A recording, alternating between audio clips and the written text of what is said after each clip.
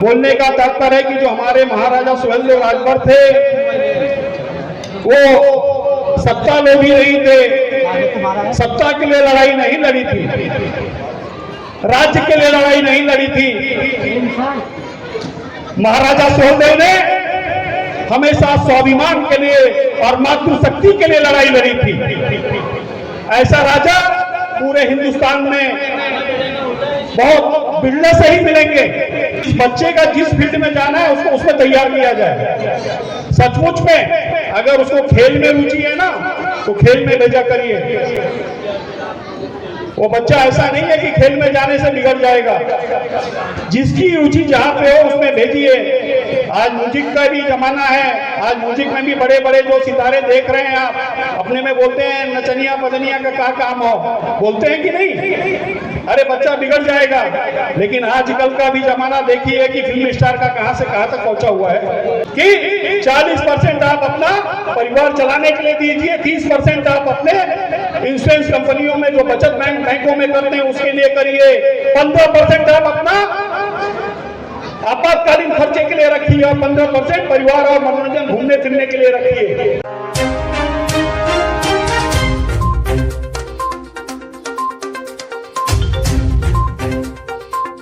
जय सुहेलदेव राजभर।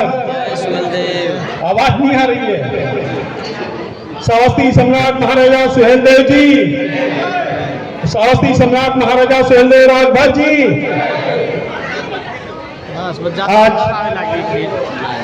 छत्तीसगढ़ राजभर महासभा भिलाई द्वारा आयोजित वार्षिक सम्मेलन के आयोजन में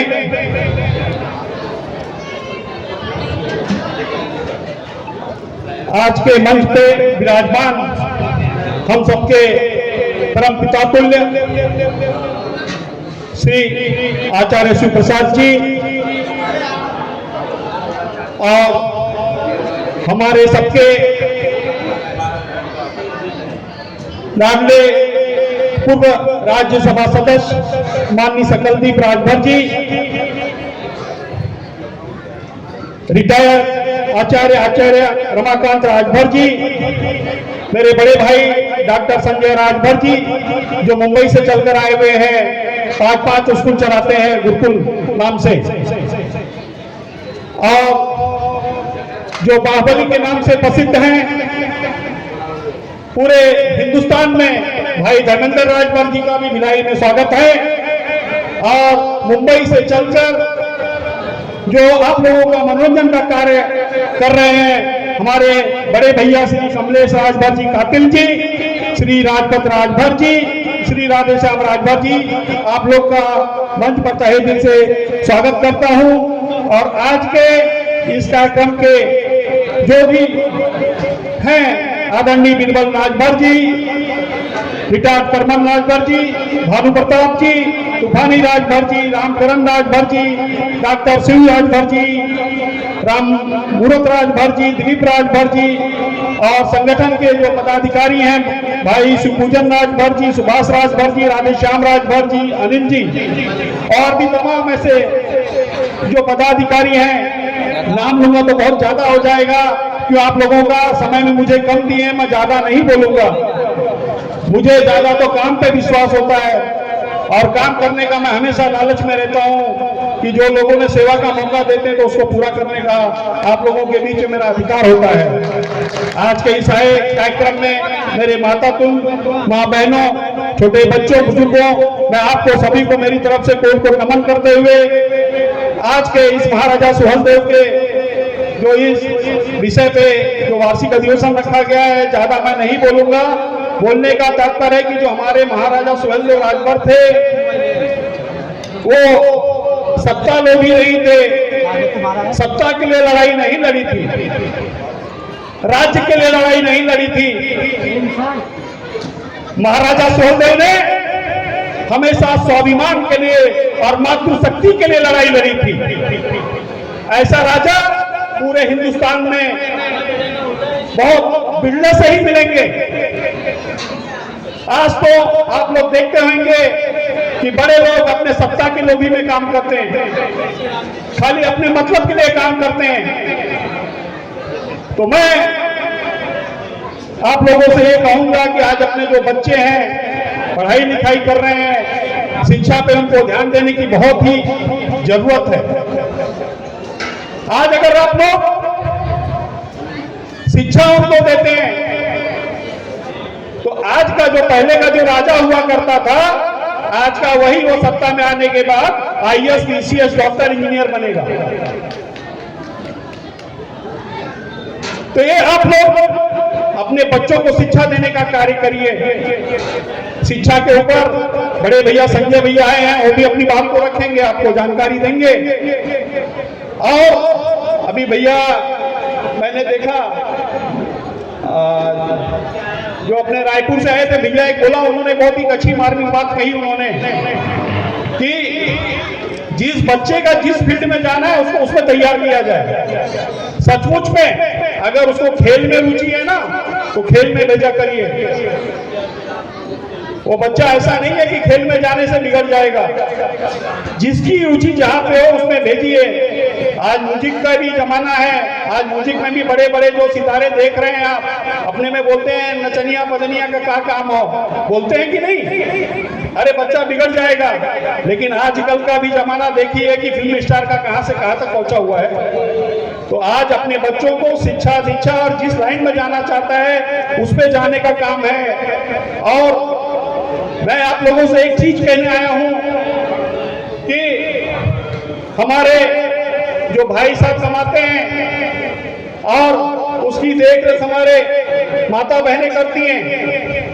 तो मैं मेरा एक उदाहरण है कि अगर आप 10,000 रुपया कमाते हो तो उसका 40% आप अपने परिवार के खर्चे पे लगाइए। 40% मतलब 4,000 रुपया आप अपने घर के खर्चे के लिए रखिए। 10,000 में 4,000 निकल गया तो आपके पास 6,000 बच गया। और उसी का 30% मतलब 3,000 रुपए आप अपने इंश्योरेंस और बीमा कंपनियों में लगाइए। और 4 और 3 7,000 रुपए हो गए आपके। ये भी फ्यूचर का ही प्लान मैं बता रहा हूं आप लोगों को। और 15% जो होता है वो आपातकालीन खर्चे के लिए रखिए, 1,500 रुपए। और 1,500 रुपया जो आपका बचता है वो 100 बार मनोरंजन के लिए, घूमने फिरने के लिए रखिए। आने वाला समय आपका बहुत ब्राइट होगा। जो मैं आप लोगों को कह रहा हूं आप अपने डायरी में लिख लीजिए कि 40% आप अपना परिवार चलाने के लिए दीजिए, 30% आप अपने इंश्योरेंस कंपनियों में जो बचत बैंकों में करते हैं उसके लिए करिए, 15% आप अपना आपातकालीन खर्चे के लिए रखिए और 15% परिवार और मनोरंजन घूमने फिरने के लिए रखिए। जिस भाई को अच्छा लगा हुआ मेरा समर्थन करिए। बातें तो बहुत सी है भैया, इतिहास के ऊपर है, बड़ा इतिहास पे भी चलता है। आप लोग ने देखा होगा कई जगह तमाम बातें आई। शुरुआत में हमारे लोगों ने कहा इतिहास के बारे में, तो इतिहास के बारे में आप लोग बेहिचक रहिए। इतिहास के लिए हमारी कमेटी बनी हुई है, तमाम संगठन के लोग हैं उसके अंदर। कभी भी इतिहास को मरने नहीं दिया जाएगा। कोशिश रहेगी कि हमारे इतिहास जीवित रहे। और जो लोग इस तरह का अफवाह फैला रहे हैं, इस अफवाह के फैलाने पे आप ध्यान मत दीजिए। और एक चीज मैं बताना चाहता हूं, अभी कमलेश भाई ने एक चीज कहा, संगठन का पूर्व अध्यक्ष था मैं, आप लोगों ने नैतिक जवाबदारी दिया था, मैंने अपने जो भी मेरे से करने लायक रहा मैं लोगों का सेवा काम करते रहा। और मैं उसी कड़ी में मैं छत्तीसगढ़ के लोगों को भी कहूंगा कि आप लोग भी उसी कड़ी में आप लोग भी एक दूसरे की सेवा करिए, एकजुटता बनाइए, एकजुटता से सहयोग मिलेगा। और जब हम लोग सहयोग में रहेंगे तो हमारा समूह जब मजबूत होगा तो कोई माई का लाल हमें रोकने का काम नहीं कर पाएगा। और संगठन में मैं बार बार कहता हूं, नरसिंह भाई का फोन आता है, भानु भाई का फोन आता है, सुरेश भैया का फोन आता है, तमाम सारे लोग हैं, सुरेश भैया का फोन। आप लोग महीने में एक बैठक जरूर करिए। और एक ऐसा नहीं मेरा कहने का मतलब है संगठन के बारूद नहीं मैं बोलना चाहता हूं कि महीने में चाहे आज जैसे आपका एक खुशीपुर हो गया, कल कोई दूसरा विधानसभा हो गया, कल कोई तीसरा विधानसभा हो गया, 5-5, 10-10 लोगों की टोली बनकर एक अगर हम लोग काम करेंगे तो एक बड़ा बड़ा संदेशा जाएगा। आज का इस कार्यक्रम में देख रहे हैं आप लोग, सबसे ज्यादा मेरी माँ बहनें आई हैं इसके ऊपर, इनके लिए भी एक ताली बजाइए, समय छोड़कर अपना आई है पूरा। पुरुषों की जनसंख्या कम है। मैं धन्यवाद देना चाहता हूं महिलाओं का आप लोगों के बीच में कि ऐसे ही आप लोग की शक्ति हमारे पुरुषों को भी हमेशा समय दीजिए कि आप लोग भी मीटिंग में जाइए, मीटिंग में समय देंगे। जैसे आज आप लोग ने आया है, आप लोग का धन्यवाद करता हूं। आने वाले जब मीटिंग होगी तो उनको भी कहिए कि 1 घंटा समय निकाल के बिरादरी की बैठक में भी जाया करें। और मुझे छत्तीसगढ़ में आने के लिए जो मौका मिला, छत्तीसगढ़ का जो राजभर महासभा है, उन्होंने मुझे इस मुंबई से बुलाकर मुझे यहाँ पे मान सम्मान दिया। मैं तहे दिल से मैं उनका ऋणी हूँ, मैं उनका धन्यवाद करता हूँ, स्वागत करता हूँ। और मैं इसी बाड़ी में अपना शब्द को मैं बंद करता हूँ। जय हिंद, जय महाराज, जय सुहेलदेव, जय छत्तीसगढ़। बहुत बहुत धन्यवाद। अगर आप चैनल पे नए हो तो चैनल को सब्सक्राइब करना ना भूलें। वीडियो को ज़्यादा से ज़्यादा शेयर कीजिए।